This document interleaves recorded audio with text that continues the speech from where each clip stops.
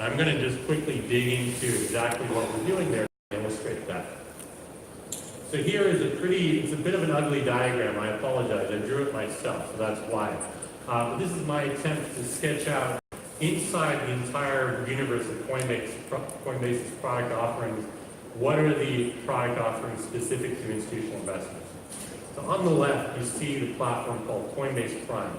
This is that trading platform or crypto exchange devoted to institutional investors where they can find their liquidity.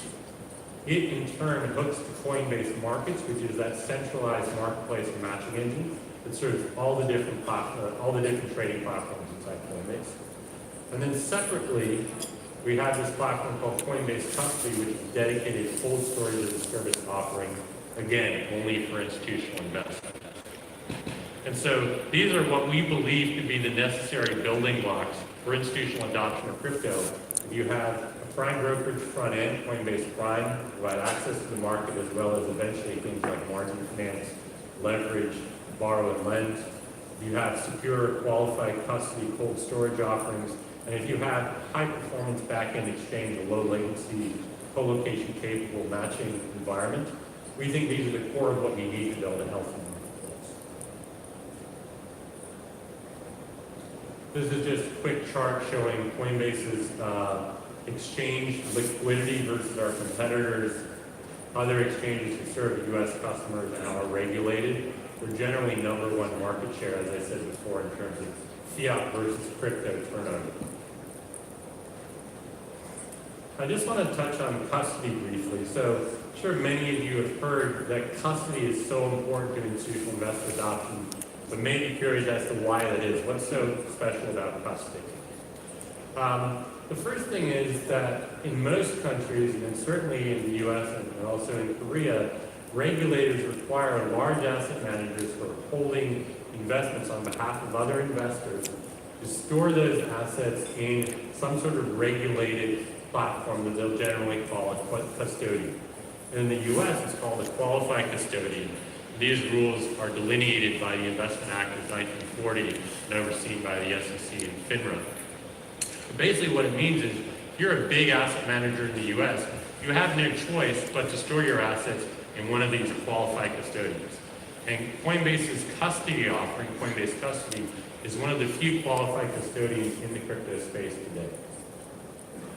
The second point about why custody is so important is that if you're a fund manager, your goal is to hopefully outperform the market or outperform your benchmark.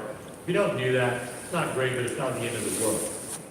However, if you lose your client's assets and they go missing or they're hacked, then you're going to lose your job and you may actually never get a job again. So conversely, when you're an investor and you're thinking about which investment fund to put your assets in, you're only going to invest in those funds that use reliable, reputational third-party custody solutions. So in the crypto space today, a lot of crypto hedge funds are still doing self-custody. They're still storing their crypto on a hardware wallet, passing it around in their team and trying to manage things that way. And for many institutional investors that are trying to invest in these crypto hedge funds, it's simply not good enough. And then the last reason custody is such a thing in the institutional space is that it's really hard to do well.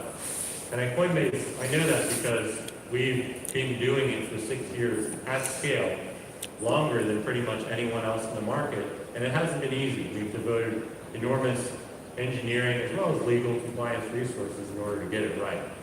The reason it's so hard is that unlike most financial assets, crypto assets are bearer instruments. You hold that instrument, you own it, and there's nothing out there, there's no registry anywhere to say otherwise.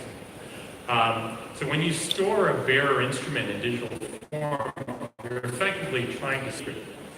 And as we see time and time again, when credit card information is stolen from Walmart, when information leaks from Facebook, storing secrets in the digital domain is incredibly hard. The other thing, to make matters worse, is that once bearer instruments, once crypto assets are stolen, those transfers are irrevocable, right? Once they send those over the blockchain, you're not going to get those back. And in traditional finance, wire transfers and ACH transactions are generally reversible. And then lastly, if you're the thief stealing crypto assets, once you do that irrevocable transaction out and you have the assets in hand, it's relatively easy for you to liquidate them for US dollars, for example, compared to traditional finance where, due to the AML regulations around the world, it's relatively hard to launder stolen funds. So all these things added up is why custody is so important in the crypto space and why institutional investors are not going to really get involved in crypto in any meaningful way until a lot of these challenges are solved. And so Coinbase's custody offering, we believe, addresses most, if not all, of these challenges.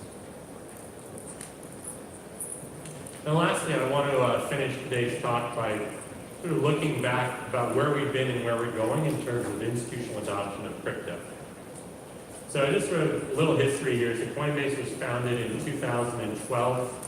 That was right around the time that crypto was going from being niche sort of enthusiast plaything to enjoying a bit of a wider retail adoption, particularly in the United States. And then into 2015, we observed high net worth individuals as well as market makers and proprietary trading firms, again, many of them in the US, starting to trade crypto on a higher volume basis. So we built this platform called GDAX to cater to them. And then into 2017, the crypto hedge fund phenomenon became a thing. And so again, we served those customers through our GDAX platform. And then into the end of 2017, when the Bitcoin futures by the CME were announced, this concept of institutional adopted crypto assets became really big, and we started to see traditional hedge funds as well as global financial institutions entering the crypto space, and for the first time directly handling crypto as opposed to just a futures product or some other financial product on crypto. And we think these trends will continue. We think in the next 3 to 5 years, we're going to see more traditional hedge funds and asset managers, as well as asset allocators like pensions and endowments, start to directly invest in crypto as opposed to, say, a derivative on crypto or a fund on crypto, although they'll do those things as well. And so Coinbase wants to be here to provide all the products and services to these investors as we go along. And I think that pretty much wraps it up for me today. And I don't know if we have time for questions, but if we do, I'll be happy to take questions. Yeah, we absolutely have time for questions. Does anybody have any questions? Come on, nobody has a question? What's the next point? I have a question, and I asked you this last night, but one thing we noticed is that when you're logged into Coinbase, you can see ETC, but when you go to the homepage, you can't. So a lot of people in the community are curious about it. Yeah, I remember you asked me about this last night. So that's simply an oversight on our part, and I've already communicated to the team that they just need to fix that. So I guess one thing that's fun about working at Coinbase is when you're inside Coinbase and you see how the sausage is made, it's often a little bit scary, to be honest. I think the outside world has a view that we're this, omniscient, perfectly functioning organization that does everything deliberately and never haphazardly. Simply not the case. We're a firm in hyper growth, and if something looks amiss, it could be that someone just forgot to press a button or hook something up behind the scenes, and there's nothing more worse than that. All right, great. We have a question right over here.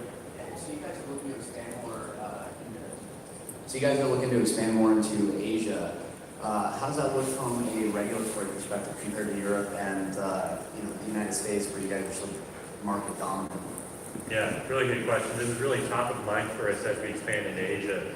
So we think about it on two parallel tracks.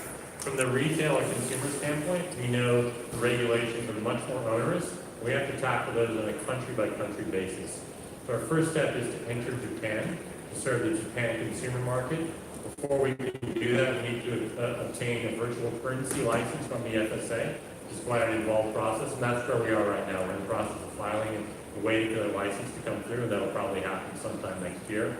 As we look to enter other markets in Asia, for example, who knows, one day in Korea, we might enter this market, we'll have to go through a similar process.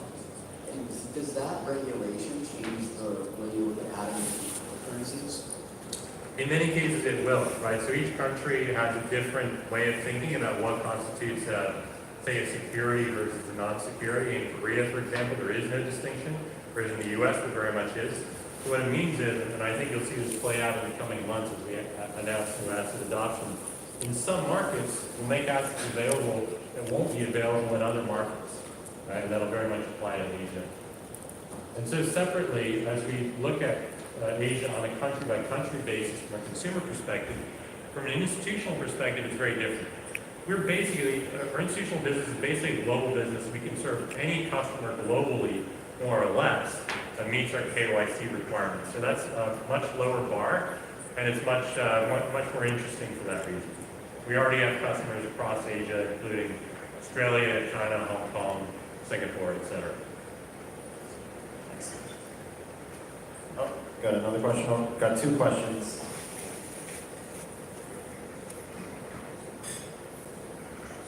Yeah, okay.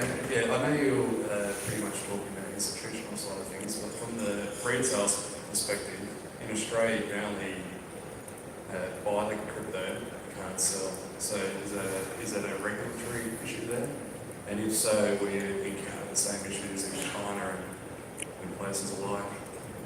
Yeah, you're right. I'm not sure I know the answer to that question. I'm aware of that, and I believe it's linked to both regulation as well as our banking or lack of banking relationships in Australia.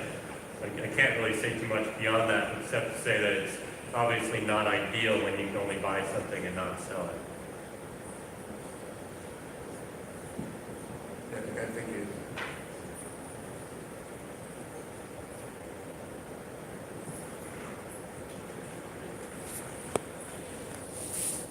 And I might have missed it on your chart, which actually I thought was really nice, beautiful chart. What role do investment products play today and in the future? I mean, in terms of, say, ETFs or funds or... Yeah, especially relative to all the work that you guys are doing to make investment direct possible and safe. Yeah, it's a really good question. We do think a lot about that, and I think our overall stance on that is very open and constructive in the sense that we not only want all these sort of universe of traditional financial product players to enter crypto, ETF providers, futures providers, CFD derivatives, you name it, but we also want to do some of that stuff ourselves. And we believe the pie is big enough and growing fast enough that there's no notion of sort of balkanization of the market, that all of these things will actually make the pie bigger and make the rising tide lift all boats, make it better for everyone, including folks like Coinbase who stand the most to gain by seeing the success of crypto as a thing. Does that answer your question?